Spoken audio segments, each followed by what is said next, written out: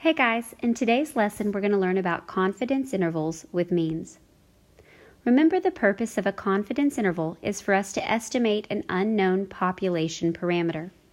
Up until now we've been dealing with population proportions and sample proportions. Today we're going to look at what happens when we would like to know a parameter such as the mean of a population, and we have sample data such as X bar or a sample mean.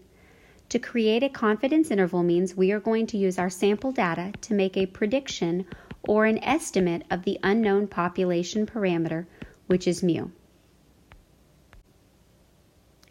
If you'll recall, the confidence interval formula says that we are going to take our statistic, in this case that would be X bar or our sample mean, plus or minus our critical value, remember that is our Z critical value, times the standard deviation of our statistic. If you'll recall from the last lesson, the standard deviation for a sampling distribution of sample means is sigma divided by the square root of n. So that's the standard deviation of our statistic. Kind of zooming out, a big picture of a confidence interval is that we take our statistic plus or minus our margin of error. So the critical value times the standard deviation of our statistic is the margin of error. So we'll basically have our statistic in the center. We'll take the statistic plus the margin of error to get the high end of our confidence interval, and in the other direction we'll take our statistic minus the margin of error to get the low value on our confidence interval. If you recall from earlier this year, our calculation for population standard deviation is the square root of each x minus the mean squared. We take the sum of all those squared deviations from the mean and divide by n. So in order to find the standard deviation of our statistic, sigma, we need to know mu, the population mean. Well, what we're really doing here is using our sample mean, X bar, to predict the population mean, mu, so more than likely we're not going to have all of this information when we're creating a confidence interval. Let's take a look at an example. If a medical researcher measured the pulse rates of a random sample of 20 adults and found a mean pulse rate of 72.69 beats per minute with a standard deviation of 3.86 beats per minute, of course assuming the pulse rate is normally distributed, we are going to try and compute a 95% confidence interval for the true mean pulse rates of adults. Now looking at our confidence interval formula, this means that we're going to take our X bar, our statistic, plus or minus our Z critical value times the standard deviation of our statistic. Well, the standard deviation of a sampling distribution of sample means is sigma divided by the square root of n. If you look at the data we do have information on the mean pulse rate for this sample. There's our value for X bar. And we do have standard deviation, but this is the standard deviation of our sample, so we do not know sigma. So we run into a problem trying to do a Z interval. We simply cannot calculate a Z interval for this problem. So what do we have to do instead? When sigma is unknown, remember sigma being our standard deviation for our population, the next best thing that we can use to approximate sigma is the standard deviation for our sample. Well, if we look side by side at the calculations, you'll recall that the calculation for the standard deviation of a sample and the standard deviation from a population are slightly different. The denominator for our standard deviation for our population is n, and for our sample it's n-1, also known as degrees of freedom. Since these calculations are different, we cannot use the same interval if we have sigma unknown. So in cases where sigma is unknown, we will not be able to calculate a Z interval. Instead, we'll have to calculate what is known as a T confidence interval.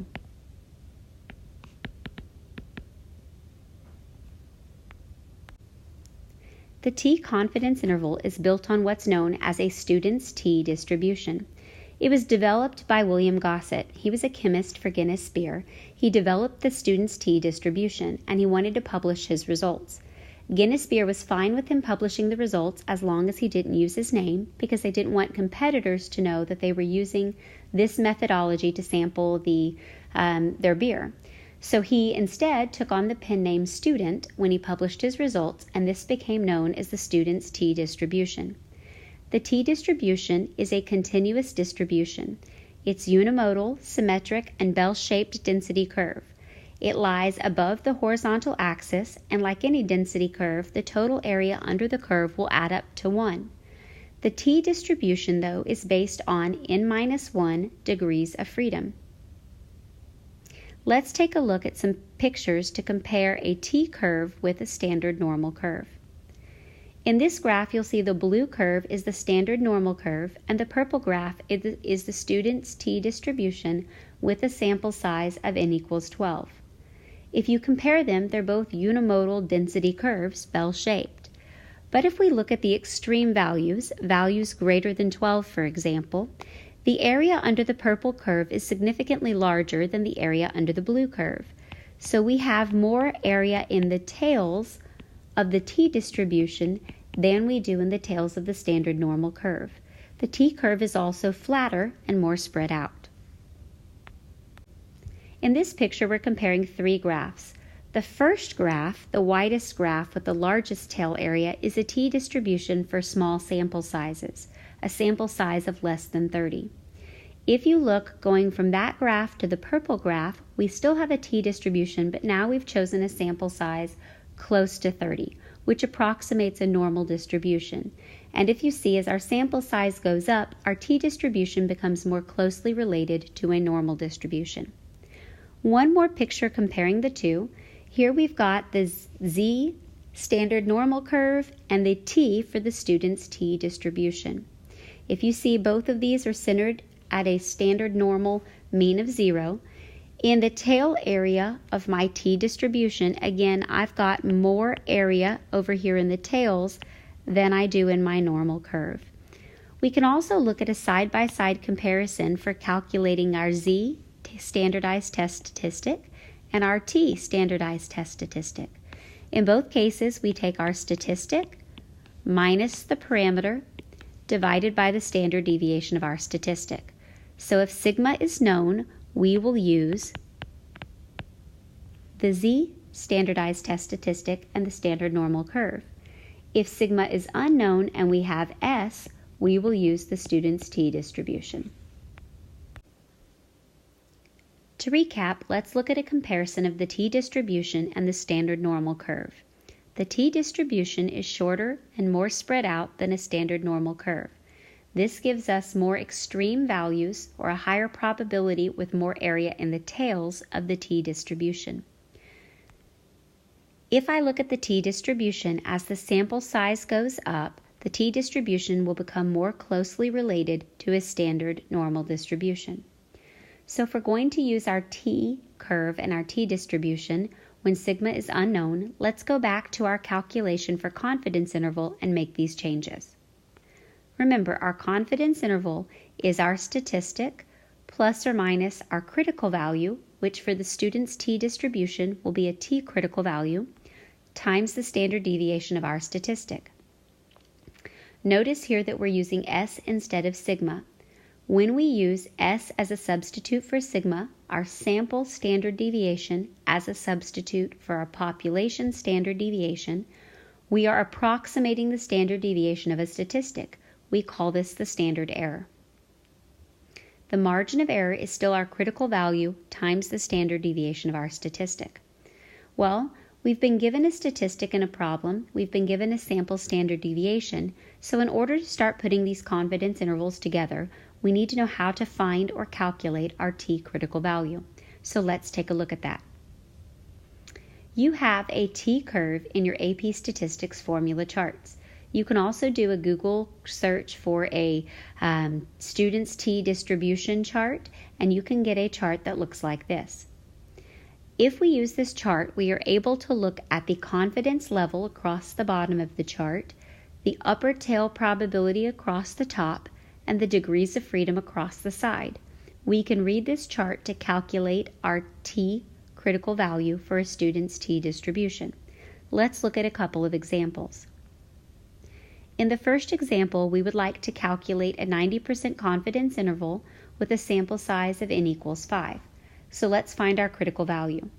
Looking along the bottom of the chart, we're going to locate the 90% confidence level.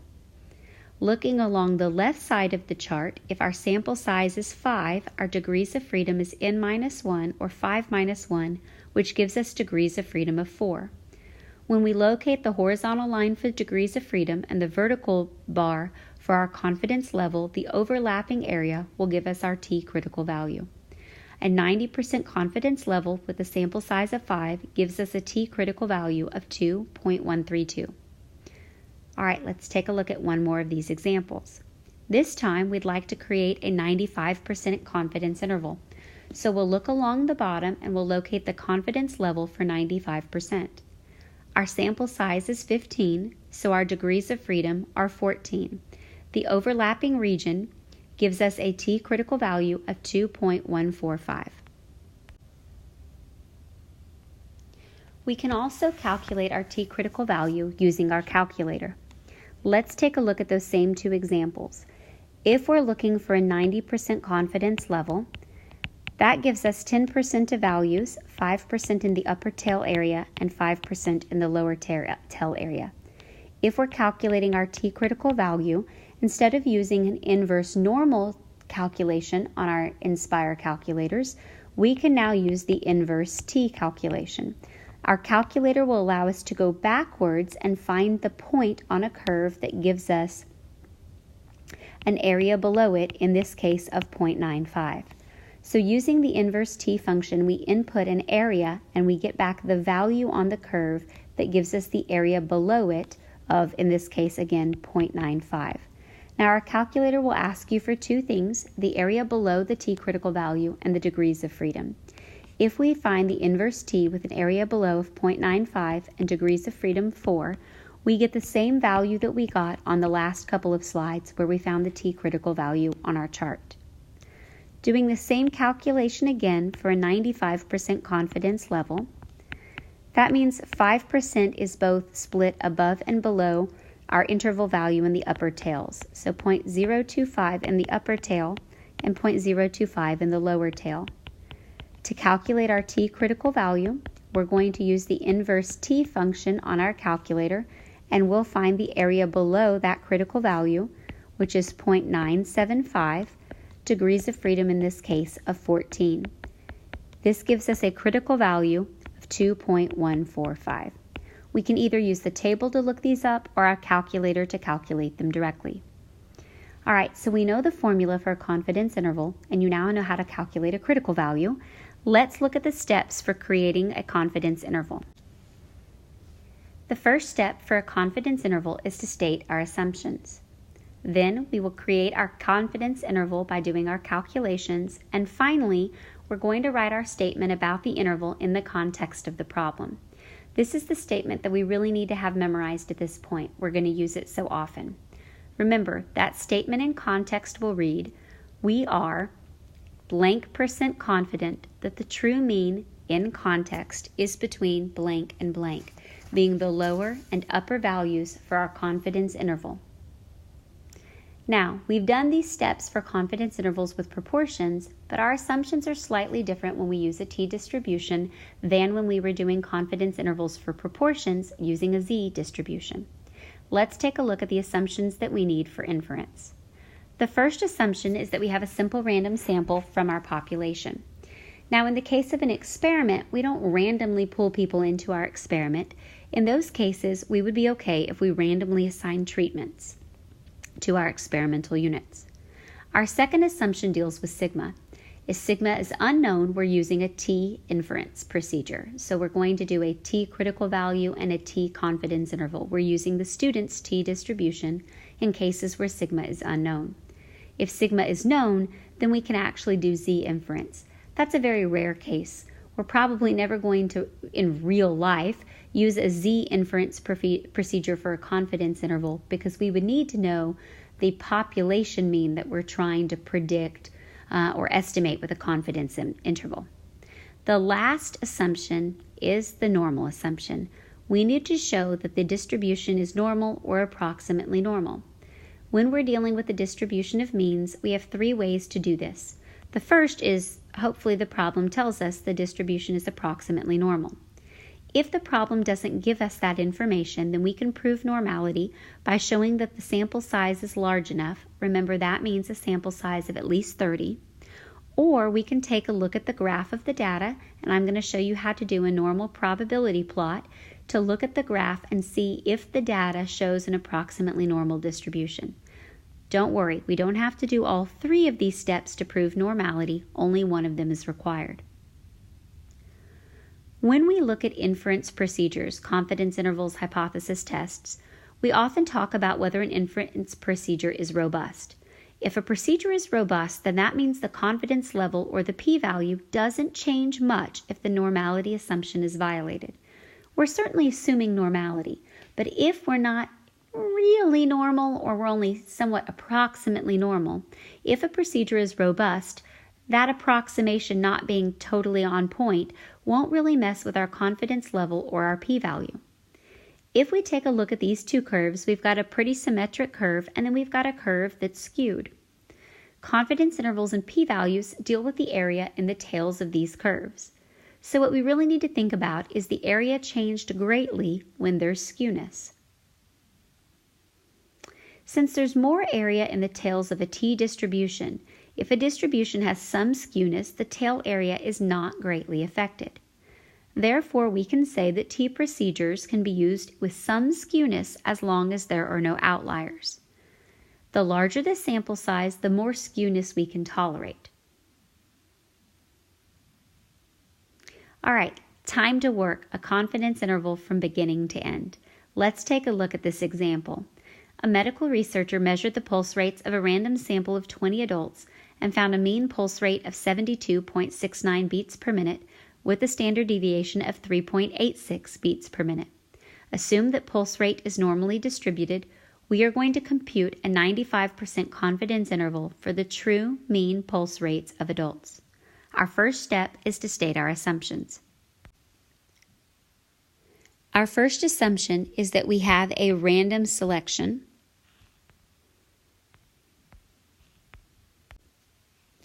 or a random sample of adults.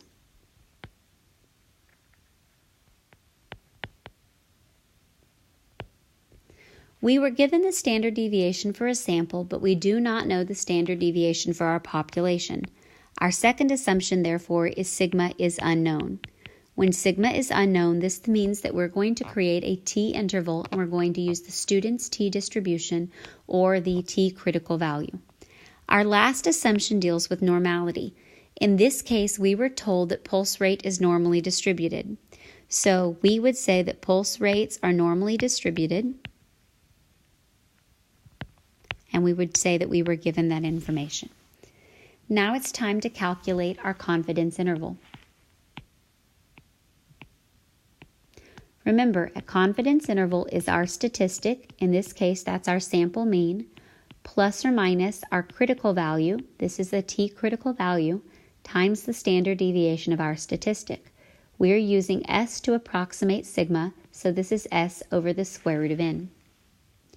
If we plug in the values we have, our sample mean is 72.69 beats per minute, plus or minus our t-critical value, we'll find that here in a second. Our standard deviation is going to be 3.86 beats a minute divided by the square root of our sample size, which is 20. All right, let's go ahead and rewrite this. This is 72.69 plus or minus, using our chart, finding a 95% confidence level with a sample size of 20 or degrees of freedom 19, we get a critical value of 2.093 times the standard deviation of our statistic. If we calculate the confidence interval, we will get a lower bound of 70.883 and an upper bound of 74.497. So in context, that means we are 95% confident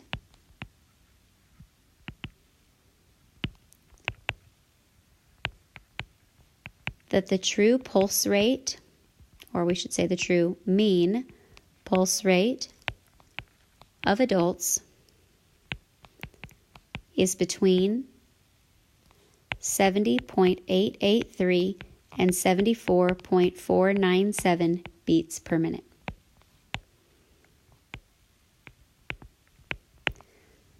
Remember, once we calculate a confidence interval, we can even use our confidence interval to answer some questions.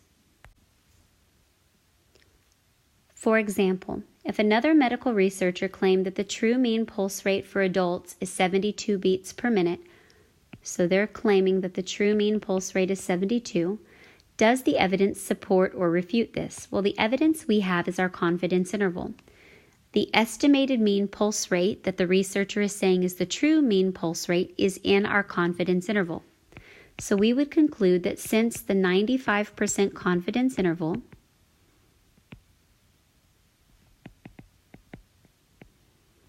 contains the claim of 72 beats per minute,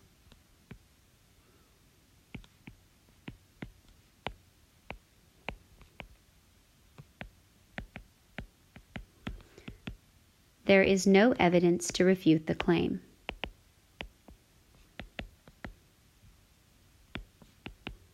In fact, we're 95% confident that our method captures the true answer. This answer is in our interval, therefore we have no evidence to say that this claim is not correct. Let's take a look at another example. In this example, Consumer Reports tested 14 randomly selected brands of vanilla yogurt. The following are the number of calories per serving for these 14 randomly selected brands. Notice here we have raw data. We can actually put raw data in our calculator and calculate a confidence interval. In this case, we're going to compute a 98% confidence interval for the average calorie content per serving of vanilla yogurt. The first thing we need to do is check our assumptions. Well, we were told in this problem that we have a simple random sample of vanilla yogurt. We certainly know that sigma is unknown. Our true standard deviation for the number of calories for all vanilla yogurt is unknown. And then the last assumption we have is to check for normality. Well, I was not told the data is normally distributed. So in this case, we're going to need to prove normality. If we weren't given it and our sample size isn't 30, it's not large enough, then we need to graph the data to take a look at the graph and see if it's safe to assume that this data is normally distributed. So we're going to put these 14 calories per serving into list and spreadsheets on our calculator. So on our TI Nspire calculator, we're going to select List and Spreadsheets. When the List and Spreadsheets open in column A, you are going to input the data for your yogurt.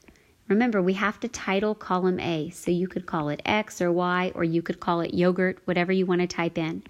We are going to input all of the values for the 14 yogurts into column A, so that we have 14 pieces of information. Then we're going to take a look at a graph of this data. In order for our calculator to read the data and graph it, we need to add a page. If you'll recall, to add a page, we click Control Dock to add a page, and we're going to select the Data and Statistics page. This page will graph the data from our list and spreadsheets. Along the bottom of the graph that appears, you'll see Click to add variable. So down here, you're going to add your variable, whatever it happens to be. Now, this will create a scatter plot. From the scatter plot, I can't tell much. So instead, what I need to do is I need to click on Menu, and I need to select Plot Type, and there you'll see that you have a normal probability plot. The normal probability plot will allow you to look at your data and see if you can assume that the data is normally distributed or approximately normally distributed. Let's take a look at the normal probability plot for this information. So the blue dots represent the data for our yogurt. The black line represents the normal probability distribution. This would be the line that we would have all of our values fall on if the data were perfectly normal. So what we're looking for here is for our normal probability plot, we would like our blue points to be approximately linear. We would like them to be distributed approximately evenly above and below the black line in an approximately linear fashion. Now our calculator also gives us two other pieces of information here. In list and spreadsheets, you could always do one variable statistics and get your mean and your standard deviation. But your calculator here has also given you this information. This is my sample mean for the 14 data points, and this is the sample standard deviation for the 14 data points. What your calculator is really doing is taking each of your X values, each of your yogurt calories, and it's taking the yogurt minus the mean divided by the standard deviation. So creating basically a z-score, t-score for all of your yogurt values. Since this data is approximately linear, we can say the distribution is approximately normal. So revisiting our assumptions, we now know that since the normal probability plot is approximately linear, the distribution is approximately normal. We've stated all three of our assumptions. Time to do our calculations. Our confidence interval is our statistic, plus or minus our critical value. Since sigma is unknown, this is a t critical value, times the standard deviation of our statistic. So this becomes our sample mean, 157.857, plus or minus our critical value.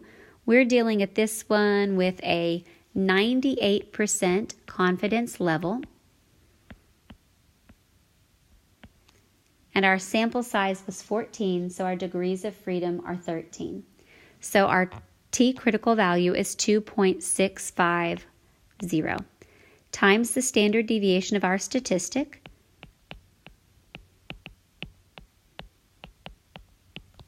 When we compute this out, we get a lower bound for our critical value of 126.16 all the way up to 189.55. So we can say that we are 98% confident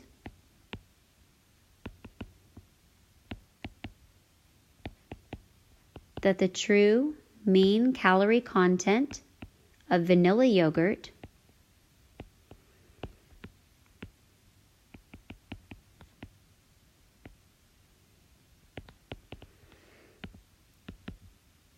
is between 126.2 and 189.55 calories.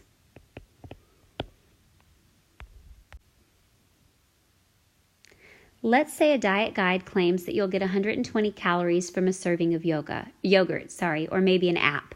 What does the evidence indicate? Well, 120 calories is not contained within our 98% confidence interval. Therefore, the evidence does suggest that the average calories per serving does not equal 120 calories. Be really careful here, though. If the estimated value, or in this case, the diet guide value of 120 calories is not in our confidence interval, this does suggest that that is not a correct answer. However, confidence intervals will tell us something is not equal. They will never tell us it's less than or greater than our confidence interval. We cannot make that conclusion. The only thing that we can say is since that value is not in our confidence interval, we do not believe that the average calories per serving are equal to 120. All right, one final example. What do we do if we need to calculate sample size? If we're given a certain margin of error that we want, then we can use this calculation to come up with the sample size necessary to get that margin of error. Notice that the only way possible for us to do this, to get a particular margin of error, is to use a z-critical value when we have some estimate for sigma. The reason is that S depends on our sample size minus 1 and our degrees of freedom, and that t-critical value depends on degrees of freedom or our sample size as well. So in cases where we're going to try to calculate the margin of error that we want and figure out what sample size we're needing, we're going to have an estimate for sigma. So let's take a look at an example. The height of BHS male students is normally distributed with a standard deviation of 2.5 inches. How large a sample is necessary to be accurate within 0.75 plus or minus 0.75 inches with a 95% confidence interval? So let's take a look at our calculation. Our margin of error is our z-critical value times sigma over the square root of n. Well, the margin of error we want is plus or minus 0.75. Our z-critical value for 95% confidence, remember this is our z-critical value like we used for our one sample inference for proportions, this is 1.96. We've been given a standard deviation estimate, that's 2.5, and we've got the square root of n. So our whole job here is to solve for the square root of n. So we're going to do a little bit of algebra. actually, well, that's okay. We end up with 0.75 divided by 1.96 equals 2.5 over the square root of n. If we want to solve for the square root of n, it cannot be located in the denominator. So doing a little bit of algebra gives us this ugly fraction. If we square both sides, we will find that our sample size would be 42.6844, but remember, we must always round up. 42 people aren't enough. We can only have a whole number of people, so we must sample at least 43 male students at Boerne High School. All right, let's put this all together now.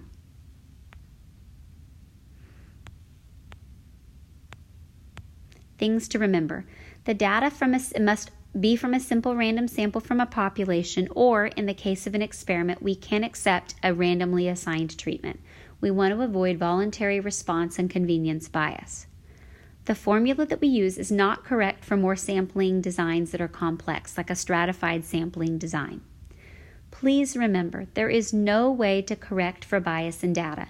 If I have bias introduced in my data, like voluntary response bias, taking a larger sample does not eliminate the bias. There is no way to correct for bad data. Avoid bias in your data so that you can use the information. Outliers can have a very large effect on a confidence interval. We can tolerate some skewness in our t-intervals as long as there are no outliers. Remember, we must know sigma to do a z-interval, and this is unrealistic in practice. Thanks for watching. Let me know if you have any questions.